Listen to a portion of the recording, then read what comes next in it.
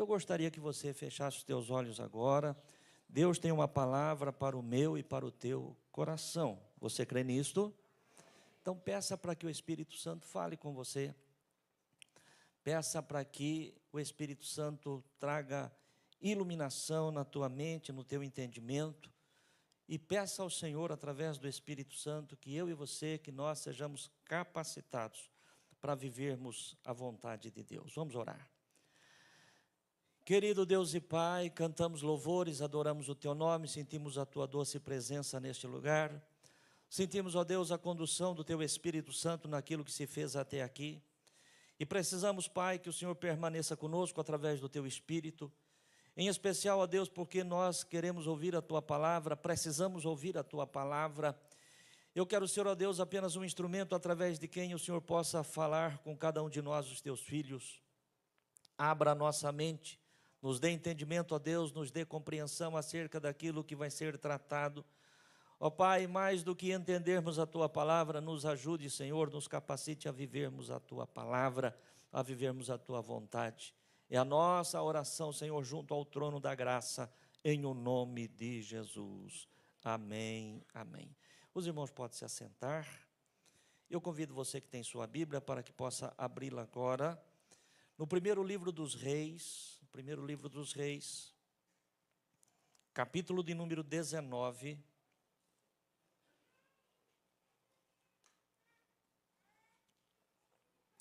Nós vamos fazer a leitura a partir do versículo 5.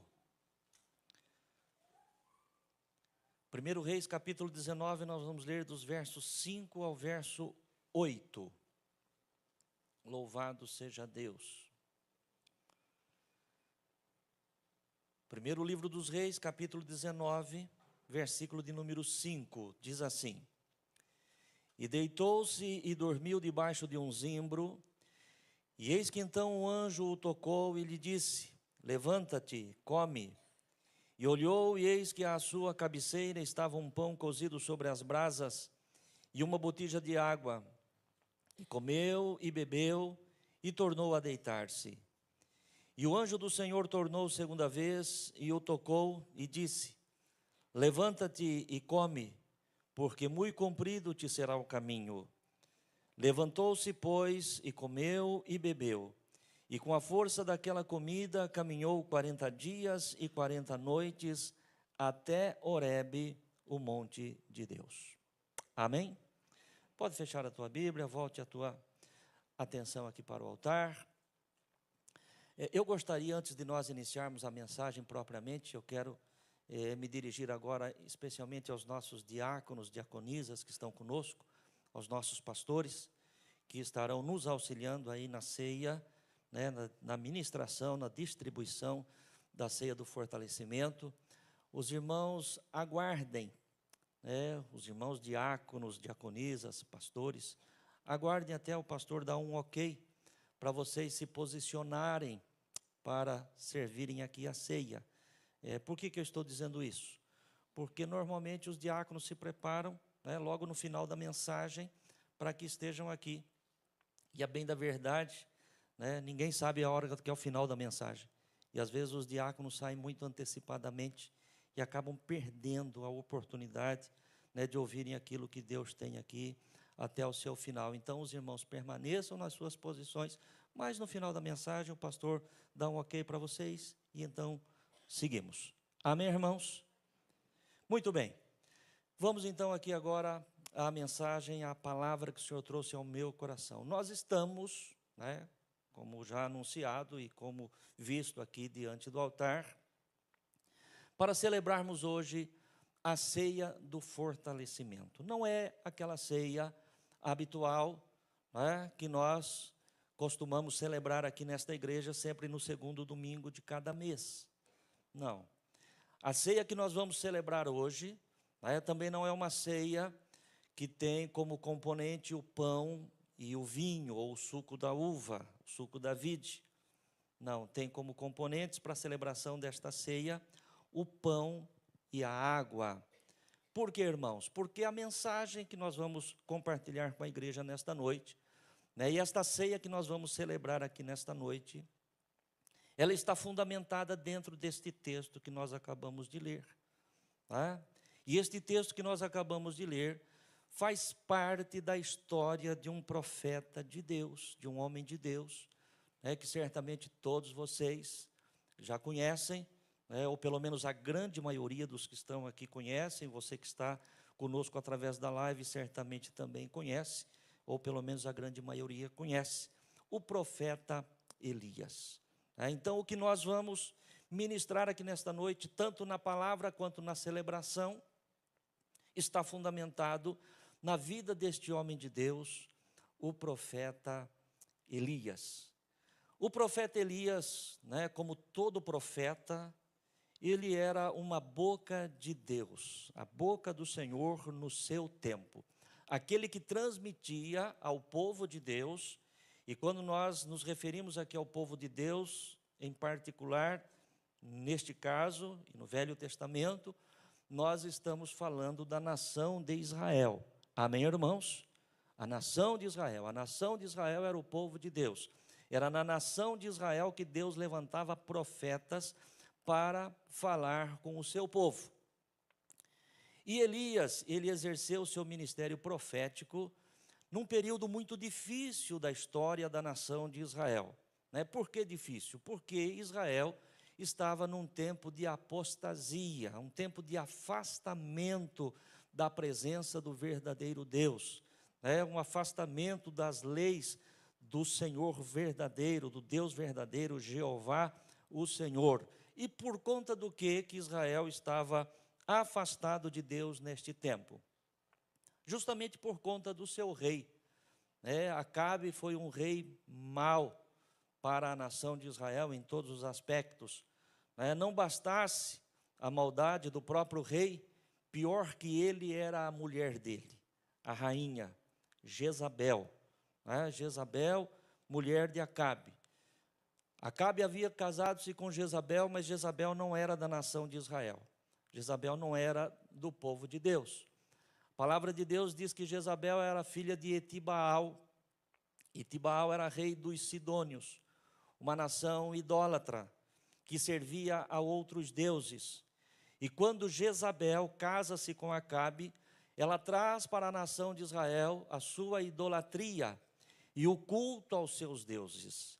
E gradativamente a nação de Israel foi se afastando de Deus, foi distanciando de Deus, a ponto de chegar num momento da história, e você conhece a palavra, que Deus resolveu julgar a terra, julgar a nação neste tempo, cerrando os céus, fechando os céus, não permitindo que durante 3 anos e meio se chovesse sobre a terra. Foi um período de muito sofrimento, de muita angústia, para a nação de Israel, para toda a região ali da Palestina. E a palavra de Deus nos faz saber que neste tempo,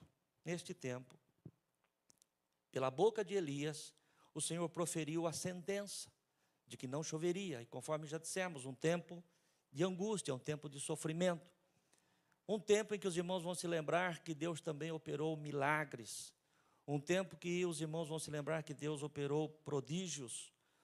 Neste tempo, deste período de seca, em que não se produzia absolutamente nada, por conta da falta de chuva, nós entendemos bem. Nós ficamos 1 mês aqui sem chover, já sofremos aí o mal de 1 mês, apenas 1 mês, sem chuva.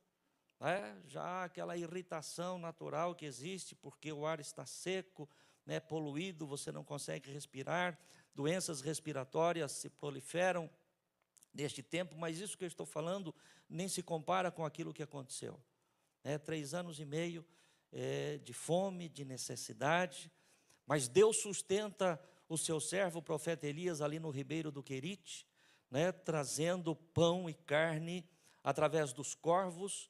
Quando o ribeiro seca, o Senhor o envia para Sarepta, uma cidade onde uma mulher viúva haveria de sustentá-lo, mas quando Elias chega naquela cidade, a palavra de Deus diz que a mulher, ao pedido de Elias para que se fizesse um pequeno bolo para ele, ela diz: olha, tua serva não tem nada, a única coisa que a tua serva tem É um pouco de azeite na botija, um pouco de farinha na panela.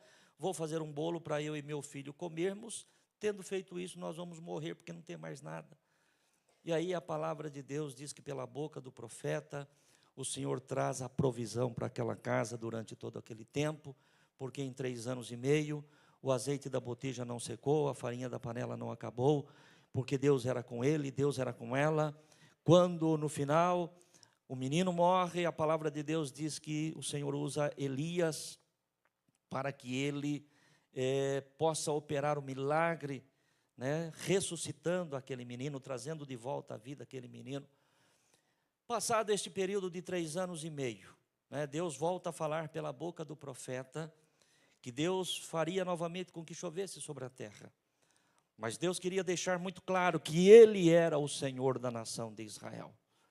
E então a palavra de Deus diz que, instruído pelo Senhor, orientado pelo Senhor, Elias propõe aos profetas de Baal um desafio, né, e eles constroem um altar, e o Deus verdadeiro deveria se manifestar com fogo sobre o sacrifício daquele altar. E a palavra de Deus diz que Elias permite aos profetas de Baal, 400 profetas de Baal, mais 450 profetas de Azera, um outro ídolo que eles adoravam naquele tempo, que clamassem a Baal, que clamassem ao seu Deus desde manhã até o meio-dia, para que fogo viesse dos céus e consumisse o sacrifício, conforme haviam acertado, combinado. E a palavra de Deus diz que nada acontece. Eles se automutilam até ao ponto de sangrar o próprio corpo, né, como oferta a Baal para que ele se manifestasse, e nada acontece. Quando chega o momento de Elias, a palavra de Deus diz que ele restaura o altar, né, ele joga água sobre aquele sacrifício, abre um valo, joga água naquele valo e clama ao Deus do céu, clama ao Deus verdadeiro, e o Deus verdadeiro se manifesta com fogo, consumindo aquele holocausto, consumindo aquela água. E a palavra de Deus nos diz, né, que as pessoas que estavam todas ali em volta, né, como espectadores daquele momento, e vendo aquilo que havia acontecido, começam a se manifestar e a bradar, dizendo que só o Senhor é Deus, só o Senhor é Deus. E eles se arremetem contra aqueles profetas, e todos os 850 profetas, 400 de Baal, 450 de Azera, são mortos ali naquele instante. A partir disso, a palavra de Deus diz que o profeta Elias sobe ao monte e vai falar com Deus. Senhor, o Senhor manifestou o seu poder, consumindo o holocausto, derramando fogo, trazendo fogo do céu. Mas nós queremos ver agora o teu poder, Senhor, abrindo os céus e fazendo a chuva cair sobre a terra. E a palavra de Deus diz que ele ora por 7 vezes. Na 7ª vez o seu moço vem com a notícia: eu vejo uma pequena nuvem do tamanho da mão de um homem. E Elias diz: e eu ouço o ruído de uma grande e abundante chuva. Amém, irmãos? Veja que coisa maravilhosa, preste atenção nisso. Isso é tremendo para mim e para você, meu querido irmão e irmã. Porque muitas vezes, para alguém, algo que está acontecendo é algo muito pequeno. Talvez como uma pequena nuvem do tamanho da mão de um homem. Mas uma pequena nuvem do tamanho da mão de um homem, para aquele que crê, é o sinal de uma grande e abundante chuva. Você não precisa ver grande, você precisa crer grande. Amém, irmãos? Você não precisa ver grande, você precisa crer grande. Foi isso que aconteceu. Aí a palavra de Deus diz então que quando o moço vem e fala: estou vendo uma pequena nuvem, Elias diz: eu estou ouvindo o ruído de uma grande e abundante chuva. Desce, pois, e avisa a Acabe, fala com o rei, para que ele vá embora imediatamente para sua casa, porque a chuva vai apanhá-lo no caminho. E a Bíblia Sagrada diz que Acabe volta para o palácio, e neste momento a chuva vem. Certamente Jezabel, que não estava ali na cena daquele fato do sacrifício, do holocausto, do altar, mas estava em casa, ao ver a chuva sendo derramada, ela imaginou que Baal, seu Deus, o Deus da fertilidade, era aquele que estava mandando chuva. Mas Acabe chega em casa e conta para Jezabel tudo aquilo que havia acontecido lá embaixo, dizendo como foi toda aquela cena, todo aquele episódio, né, onde os profetas clamaram, não houve resposta, onde Elias invocou o Deus de Israel e de imediato o Senhor traz resposta, e como todos os 850 profetas dos seus ídolos estavam mortos. E aí a palavra de Deus vai dizer que Jezabel manda um mensageiro dizer a Elias, que ainda amanhã a esta hora, a tua vida, foi a mensagem, foi o recado a Elias, a tua vida será como a de um deles. Ou seja, assim como você matou os 850 profetas, assim também você vai morrer. E aí nós entramos então no capítulo que nós fizemos a leitura. A palavra de Deus diz que quando Elias recebe esta mensagem, imediatamente uma seta maligna atinge a sua mente. Uma seta maligna atinge o seu coração, a sua alma, e a palavra de Deus diz que ele cai num desânimo. Ele pega o seu moço, o seu ajudante, o seu auxiliar, vai para Berseba, e ali a palavra de Deus diz que ele deixa o seu moço e segue sozinho para o deserto. Não fala ao seu auxiliar, ao seu ajudante, onde ele está indo, nem o que está indo fazer. Mas ali então, naquele deserto, ele fala com Deus e diz: Senhor, eu não sou melhor do que os meus pais. Meus pais já morreram, meus pais já partiram desta vida, fizeram o que tinham que fazer. E eu também, penso que já fiz o que eu tinha que fazer. E agora tudo que me resta é ir com os meus pais. Ou seja, tudo que me resta agora é morrer. A palavra de Deus, de forma muito clara, você pode ler isso depois, diz que Elias, no seu ânimo, ele pede a morte. Na verdade, no seu desânimo, na sua falta de ânimo, Elias pede para morrer. E deita-se debaixo de uma pequena árvore, esperando a morte.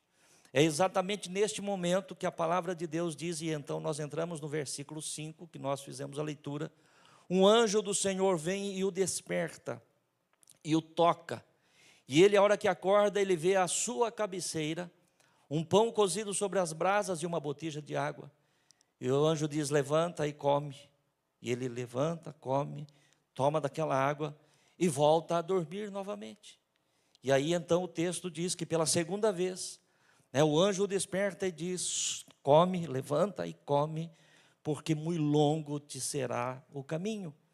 E aí a palavra de Deus vai dizer que ele comeu, que ele bebeu, e com a força daquela comida e daquela bebida, ele caminhou 40 dias e 40 noites, até que chegasse a Horebe, o monte de Deus. E eu quero aqui, irmãos, dentro desta mensagem, só fazer um parênteses, mas dentro desta mensagem ainda, falar a respeito do número 40. O 40 na Bíblia, o número 40, biblicamente falando, é um número que fala de prova, de provação. Toda vez que você ver na palavra de Deus o número 40 ou múltiplo disto, você vai analisar e você vai ver que ali existe uma prova. Quando você pensar, por exemplo, naqueles 40 dias que os espias ficaram ali na terra de Canaã e depois voltaram com um relatório negativo, e por conta daquele relatório negativo, eles ficaram 40 anos peregrinando pelo deserto, foi um tempo de provação. Se você pensar nos 400 anos que eles já tinham ficado antes, no Egito como escravo, foi um tempo de provação.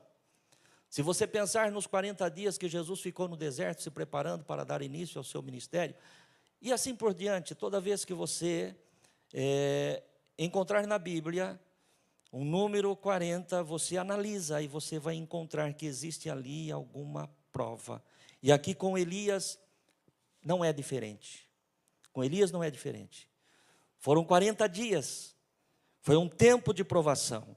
E a palavra vai dizer que com a força daquela comida e daquela bebida, Ele caminhou 40 dias e 40 noites até que chegasse a Horebe, o monte de Deus. E isso significa dizer para mim e para você que não importa qual seja a nossa aprovação, nós devemos permanecer na caminhada, sustentados e fortalecidos pelo Senhor, caminhando durante o dia e caminhando durante a noite. O que significa caminhar durante o dia?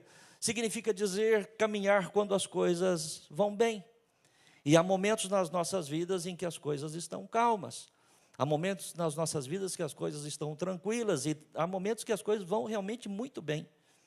É o dia, é a luz. Mas há momentos na nossa vida que as trevas chegam, que a noite chega, que a luta chega, que o problema chega. Mas não é caminhar apenas durante o dia. Elias, diz a palavra de Deus, ele caminhou durante o dia e caminhou durante a noite. É o que eu e você devemos ter no nosso coração, caminhar em toda circunstância, fortalecido pelo Senhor nosso Deus. Amém, igreja? Quando o Senhor me trouxe ao coração a realização deste culto, desta celebração, da ceia do fortalecimento, me veio ao coração também, queridos irmãos, aquilo que eu disse à igreja quando nós anunciamos esse trabalho.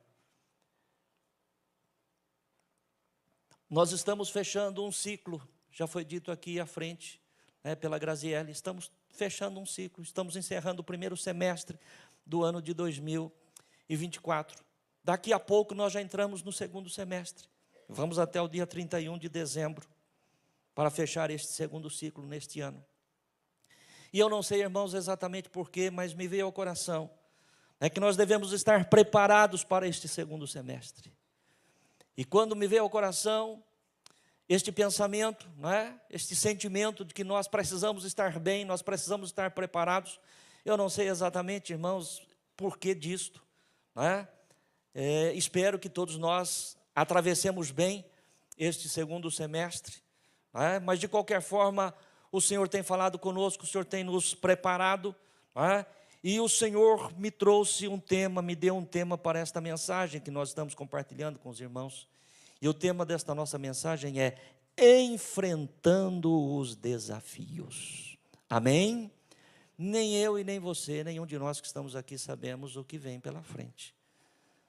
Mas o que nós sabemos é que o Senhor nosso Deus está conosco.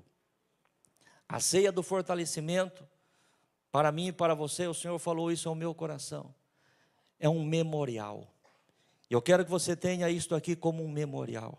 E quando o Senhor falou comigo que esta ceia é um memorial, Ele me levou a lembrar naquela pedra que Samuel colocou entre Mispá e Sem, quando eles foram vitoriosos sobre os filisteus.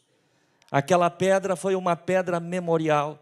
E naquela pedra memorial, ou por conta daquela pedra, ou através daquela pedra memorial, Samuel disse: Ebenezer, até aqui nos ajudou o Senhor.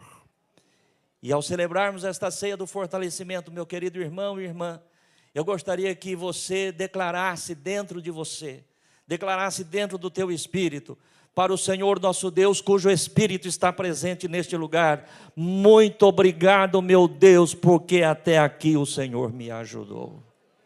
Muito obrigado, meu Deus. A Graziele disse aqui, inspirada pelo Espírito Santo, não chegamos até aqui pela força da nossa carne, não chegamos até aqui pela força do nosso braço, e não vamos chegar até o dia 31 de dezembro pela força da nossa carne, pela força do nosso braço.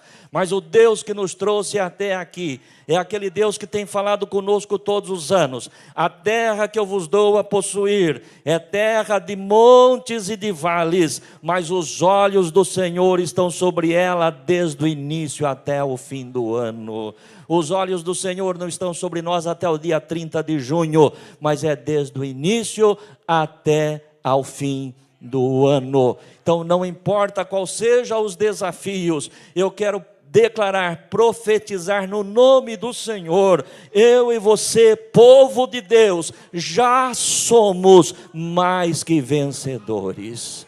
Já somos, não é que seremos, nós já somos mais do que vencedores em Cristo Jesus, o Senhor. Amém, igreja? Este aqui é um memorial de vitória. Até aqui nos ajudou o Senhor. E o Senhor que nos trouxe até aqui, nos levará até o final, em o nome de Jesus. Veja bem, quando Elias recebeu aquela mensagem de Jezabel, ele foi atacado, irmãos, no seu ânimo. Veja que ele tinha acabado de ter uma vitória estrondosa. 850 homens foram desafiados. E agora, diante de uma ameaça de uma mulher, ele cai. Diante da ameaça de uma mulher, ele se abate. E aí nós vemos, meu querido irmão e irmã, que todos nós, se não formos vigilantes o tempo todo, e se não formos vigilantes o suficiente, corremos o risco também de sermos atingidos com esta seta maligna do desânimo. Não é? Precisamos sermos fortalecidos no nosso ânimo, porque tudo que o diabo quer é plantar o desânimo na mente e no coração das pessoas. Você pode encontrar uma pessoa que esteja passando por dificuldades várias, seja ela qual for. Não é? Ela pode, às vezes, estar precisando de alguma coisa que você pode fazer por ela. E se ela, mesmo na sua dificuldade, na sua necessidade, ela não perdeu o seu ânimo, você dá a mão, você estende a mão, você ajuda, e dali a pouco você vê aquela pessoa recuperada, deslanchando. Mas é impossível você ajudar uma pessoa quando ela caiu no desânimo, quando ela já não tem mais o ânimo. Eu fico imaginando, não é? É uma ilustração muito infantil, mas eu penso que serve para você entender. Né? Se você pegar um saco, né? Um saco aí de 50 quilos, e aquele saco estiver cheio, você coloca ele de pé em qualquer lugar. Está cheio. Você pega um saco vazio, você levanta ele, você coloca ele de pé. A hora que você solta, acontece o quê? Cai. Aí você, com todo o seu amor, né, com todo o seu empenho, você vai, abaixa de novo, pega outra vez, posiciona ele, está em pezinho de novo. Aí você solta, ele acontece o quê? Ele cai outra vez. É impossível você manter aquele saco vazio em pé. Assim é uma pessoa quando ela é atacada pelo desânimo. E essa tem sido a maior arma do inferno em todos os tempos. Trazer o desânimo para o coração do homem. A palavra do Senhor, de forma muito clara, João capítulo 10, versículo 10, vai dizer o seguinte: o ladrão não vem senão a roubar, a matar e a destruir. Essa é a intenção do diabo quando ele consegue lançar a sua seta de desânimo no coração da pessoa. Roubar a sua fé, roubar o seu ânimo, roubar a sua esperança, roubar, matar e destruir. Agora, eu vejo, meu querido irmão e irmã, que a proteção para o nosso ânimo está na nossa fé. A proteção para o nosso ânimo está na nossa confiança em Deus. Enquanto você mantiver viva a tua confiança em Deus, enquanto você mantiver acesa a tua fé em Deus, não importa qual seja a circunstância, você certamente permanecerá guardado, protegido pelo Senhor. O apóstolo Paulo, escrevendo à igreja de Efésios, ele usa a imagem de uma armadura de guerra, dizendo para os efésios, para que eles sempre estejam empunhando, embraçando o escudo da fé. O escudo da fé, com o qual podeis apagar todos os dardos inflamados do maligno. A palavra de Deus, ela não é clara, ela não é explícita, mas eu penso, irmãos, que de alguma forma, Elias, por um momento, ele descuidou-se. Tá? E ele descuidou-se e o inimigo atacou na sua fé e tirou dele o seu ânimo. Nós precisamos tomar esse cuidado, né, para que nós não sejamos atacados no nosso ânimo. A palavra de Deus, né, o tema da nossa mensagem é enfrentando os desafios. Né? O que são desafios? Desafios são ocasiões em que grandes obstáculos devem ser ultrapassados. Há um texto dentro da palavra de Deus, em João 16:33, que diz assim: tenho-vos dito isto para que em mim tenhais paz. No mundo tereis aflições. É impossível passar pela vida sem enfrentar desafios. É impossível passar pela vida sem ter aflições. Mas o Senhor diz: tem bom ânimo, porque eu venci. E se eu venci, vocês também vencerão. Amém, irmãos? O Senhor Jesus Cristo venceu. E eu e você, em Cristo Jesus, temos a promessa de que já somos mais do que vencedores também. Então não se preocupe em relação aos desafios, não é? Porque os desafios, eles apenas servem para nós exercitarmos a nossa fé e a nossa confiança no Senhor nosso Deus. Existem desafios reais, né? E existem desafios que são causados por ansiedade. Na verdade, a ansiedade é o maior desafio para ser vencido neste tempo em que nós estamos vivendo. Eu quero aqui dar apenas alguns exemplos aos irmãos de desafios que eu posso enfrentar, que você pode enfrentar, que nenhum de nós estamos de fato livres. Desafios reais. Desafios podem ser provocados por situações reais, de fatos consumados, ou também, conforme já dissemos, pela ansiedade. Situações reais, um desafio que qualquer um de nós, de repente, podemos enfrentar, uma enfermidade que foi diagnosticada. É um fato real, é um desafio real, que tem que ser enfrentado, e que se acontecer com qualquer um de nós, nós temos que enfrentar. Um problema familiar comprovado, de repente um filho, uma filha, andando por caminhos aí que não agradam a Deus, que não são bons, e que você acabou descobrindo e você constatou que aquilo é fato, que aquilo é verdade, é um problema real, problema que de fato está acontecendo e tem que ser enfrentado de alguma forma, de alguma maneira. Um problema real que qualquer um pode enfrentar, e aqui apenas alguns exemplos, pode ter dezenas, talvez centenas, de outras situações. Um problema real é um desemprego consumado. A pessoa chegou na empresa, de repente foi chamado lá no RH e recebeu a sua demissão, e ele chega em casa com a carta de demissão. É um problema, é um fato. Mas infelizmente, irmãos, existem muitos problemas que são originados na mente, por conta da ansiedade. Existem problemas reais, nós acabamos de falar, e não só esses aqui, mas tantos outros. Mas muitos problemas, e especialmente nos dias em que nós estamos vivendo, a ansiedade tem sido o grande mal, a ansiedade tem sido o grande desafio, e se a ansiedade ela não for vencida de forma rápida, ela pode caminhar para uma depressão. Todos nós já sabemos disso, irmãos. Então, como homem de Deus, como mulher de Deus que somos, nós temos que manter firme, bem posicionado o escudo da fé. Porque com certeza, em qualquer momento, o maligno vai tentar nos atingir, como conseguiu atingir a alma e o coração do profeta Elias. Amém, irmãos? Palavras malignas, palavras negativas, palavras que nos põem para baixo, virão de todos os lados para tentar nos derrubar. E aí eu sempre pensei o seguinte, irmãos, em todas as circunstâncias da vida,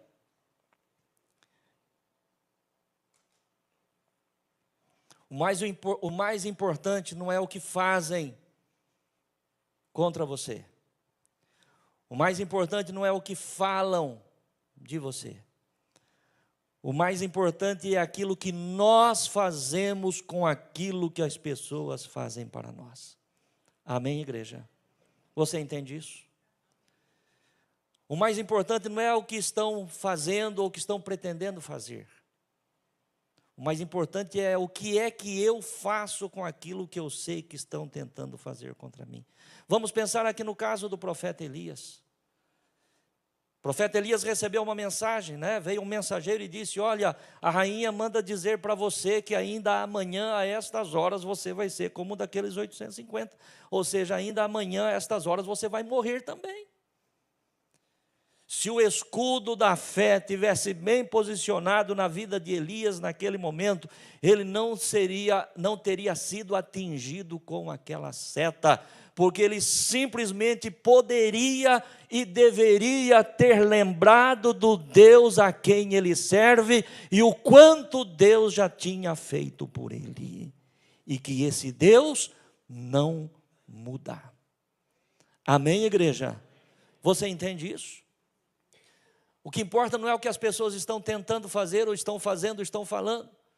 O que importa é que o meu escudo da fé esteja bem posicionado, para que esta seta maligna não atinja o meu coração e a minha alma. Por isso a palavra de Deus, através de Salomão, diz: sobre tudo que se deve guardar, guarde o teu coração, guarde os teus sentimentos, guarde as tuas emoções de mágoas, de rancores, de vingança, coisas dessa natureza. Guarda isso, guarda o teu coração e se livra disso, em nome do Senhor Jesus. Amém, irmãos? Isso é muito importante para nós. Mas quando a pessoa, de repente, ela se descuida e ela permite que palavras, né, ou atos semelhantes atinjam a sua vida, ainda que seja apenas uma ameaça, como foi aqui no caso do profeta, não era um fato real. Elias não estava ali diante de alguém que queria matá-lo. Elias tinha apenas recebido uma palavra. Você está entendendo isso? Ainda que fosse um fato real, tem que ser encarado. Os problemas reais nós temos que enfrentá-los. Mas aquilo, meu querido irmão e irmã, que não é real, ainda que a ameaça fosse, mas o problema em si não era, não pode ocupar a nossa mente e o nosso coração. Nós temos um Deus que cuida de nós. O que é a ansiedade? Ansiedade é uma emoção caracterizada pela apreensão e sintomas de tensão, em que o indivíduo antecipa perigo iminente, catástrofe ou infortúnio real ou imaginário. Traduzindo em miúdos, ansiedade é sofrer antecipadamente, às vezes por uma coisa que nem vai acontecer. Amém, igreja? Então, em nome do Senhor Jesus, temos desafios reais, mas eu gostaria que você saísse aqui desta noite, tendo isso no teu coração. Não deixe pensamentos dominar o teu coração, porque isso vai te levar ao desânimo. E se você cair no desânimo, vai cair nas mesmas condições de Elias. A palavra de Deus não fala isso, talvez até porque certamente não era um termo conhecido da época ou criado ainda, mas com certeza Elias teve uma profunda depressão. Teve uma profunda depressão. Agora, a questão toda é: qual é o antídoto, qual é o remédio? Não basta apenas nós termos o diagnóstico, é importante nós sabermos que tem cura. Amém, igreja? Importante é nós sabermos que nós temos um Deus por nós, ainda diante dos problemas, diante das dificuldades. Qual é o antídoto? O que é antídoto, antes de tudo? Antídoto é uma substância utilizada para neutralizar os efeitos de veneno ou toxinas do organismo. Eles desempenham um papel fundamental no tratamento de envenenamentos e intoxicações, proporcionando uma resposta rápida e eficaz para reverter os efeitos nocivos das substâncias tóxicas. Isso é antídoto, aquele que vai cortar o efeito do veneno.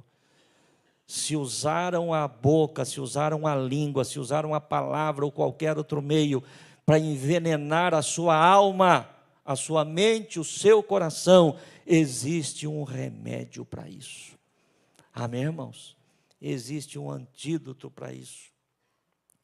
Qual é o antídoto? Aquilo que está aqui nesta mesa: o pão e a água. Amém, irmãos? O remédio para Elias, enquanto ele estava ali deitado debaixo daquela pequena árvore, esperando a morte, o remédio para Elias veio do céu. A palavra de Deus diz que um anjo do Senhor chega até ele, toca-lhe, e ele desperta e vê à sua cabeceira um pão cozido sobre as brasas e uma botija de água. Ali estava o remédio. E aí você fala: pastor, mas é tão simples assim?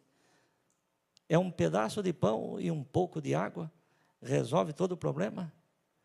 A questão, irmãos, não era o que é aquele pão, quando Elias acordou e viu. A questão não era o que é aquela água, quando Elias acordou e viu. A questão é: quem era aquele pão e quem era aquela água? Amém, igreja? Não é o pão e a água. O pão e a água era apenas um símbolo. Então nós não temos que perguntar, o que é este pão ou o que é esta água, mas nós temos que perguntar: quem é este pão? Quem é esta água? Porque Ele é o antídoto, Ele é o remédio, Ele é aquele que vai tirar o veneno que a serpente maligna, usando circunstâncias várias, pode querer nos envenenar, nos intoxicar. É este pão maravilhoso, é este pão milagroso, é este pão que tem nome. Amém, igreja? É este pão que tem nome. Aí você vai falar: pastor, mas todo pão tem nome. Não, mas só tem um pão que veio do céu.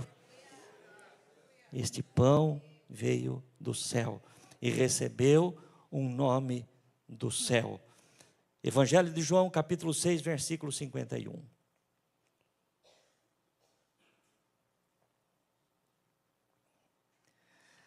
Aqui é Jesus dizendo: eu sou o pão vivo que desceu do céu. Se alguém comer desse pão, viverá para sempre. Amém, igreja? Então não é o que é esse pão, é quem é esse pão. E aí a resposta vem, Jesus dizendo: eu sou o pão vivo. Eu sou aquele que verdadeiramente pode tirar as toxinas, tirar este veneno maligno. Este era aquele pão cozido sobre as brasas que estava ali à cabeceira de Elias, quando ele se despertou ou foi despertado pelo anjo do Senhor. João capítulo 4, versículos 13 e 14. Vamos ver o que diz. Jesus respondeu e disse-lhe, aqui, irmão, só para te posicionar dentro desse texto, porque nós pegamos o versículo separado. Jesus está à beira do poço de Jacó, quando a mulher samaritana vem tirar água, e Jesus pede água a ela, e ela, samaritana, conhecendo e reconhecendo que aquele homem era judeu, embora não soubesse que fosse Jesus, a mulher fala: olha, não é razoável que você, sendo judeu, venha pedir a mim, que sou samaritana. E Jesus diz à mulher: mulher, se tu soubesses quem é aquele que está falando contigo, não seria eu quem pediria, mas tu me pedirias água. E ali eles travam uma conversa, os irmãos conhecem. E aí, quando a mulher percebe que Jesus está dizendo algo além daquilo que ela realmente conhecia, ela pede a ele de beber. E Jesus diz: qualquer que beber desta água, da água daquele poço, tornará a ter sede. Verso 14. Mas aquele que beber da água que eu lhe der, nunca terá sede, porque a água que eu lhe der se fará nele uma fonte de água a jorrar para a vida eterna. Amém, igreja? Então, quem é o pão? Quem é a água? Nós vamos agora, simbolicamente, participarmos do pão e da água. Mas não é o pão, não é a água, não é aquilo que está aqui. Não, aqui é apenas um símbolo. A palavra de Deus diz que o justo, ele não anda, ele não vive por aquilo que ele vê. mas ele anda e vive pela fé. O justo viverá da fé. Então, na minha fé, no momento em que eu estiver participando deste pão, eu estarei me alimentando do Senhor. Na minha fé, no momento que eu estiver participando desta água, eu estarei me saciando do Senhor. E para encerrar esta mensagem, eu quero ler apenas mais um versículo. E agora os nossos diáconos, as nossas diaconisas, os nossos pastores podem se posicionar. Daqui mais uns instantes, os irmãos estarão entrando para a ministração da nossa ceia. Apenas mais um versículo, João capítulo 6, versículo de número 57. Jesus dizendo: assim como o Pai que vive me enviou, e eu vivo pelo Pai, assim quem de mim se alimenta, também viverá por mim. Amém, igreja? Isso é fantástico, irmãos, isso é maravilhoso. Quem nos trouxe até aqui foi esse pão e esta água. Quem nos trouxe até aqui foi Jesus. Quem vai nos levar daqui até o final? É o mesmo. Amém? É o pão e é a água. É Jesus o Senhor. É Ele quem nos levará. E o que é interessante, nós pensarmos, irmãos, voltando à história de Elias, é que Elias imaginou, diante das circunstâncias e da ameaça que ele recebeu da rainha, que a sua história já tinha sido colocado um ponto final. Mas preste atenção, quem escreveu a história de Elias não foi Elias, e quem escreveu a minha história e a tua história não fomos nós. A nossa história está escrita pelo Senhor. E não queira colocar um ponto final aonde Deus ainda não colocou. Amém, igreja? Aonde Deus não colocou, não queira você colocar, porque Deus tem planos e propósitos ainda para a tua vida. A palavra de Deus diz que Elias se fortaleceu com aquela comida, com aquela bebida, e ele caminha 40 dias, 40 noites até chegar a Horebe. Quando ele chega ali, ele entra numa caverna, e o Senhor vem e se apresenta e diz: Elias, o que é que você está fazendo aí? E aí ele conta ali a sua história. Os irmãos podem ler isso depois na palavra de Deus. Senhor, olha, todo mundo se voltou as costas para ti, apenas eu fiquei, aquela coisa toda. O Senhor fala: não é assim não, ainda tem 7.000 lá. Mas o importante, o interessante dentro desse texto e dessa história é aquilo que o Senhor fala para ele: você vai voltar para o mesmo caminho que você veio. Não era para você estar aqui, Elias. Viu, a tua história não acabou, a tua história não terminou.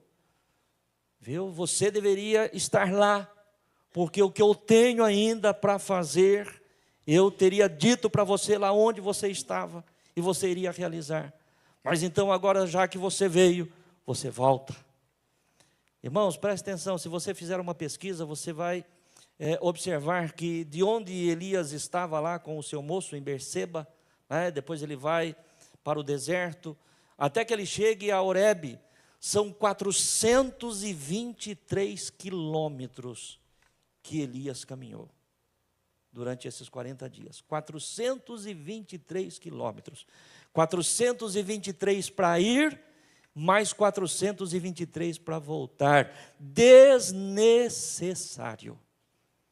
Porque lá mesmo onde ele estava, o Senhor o teria guardado, e o Senhor teria falado com ele, e entregue a ele a missão que Deus tinha para ele.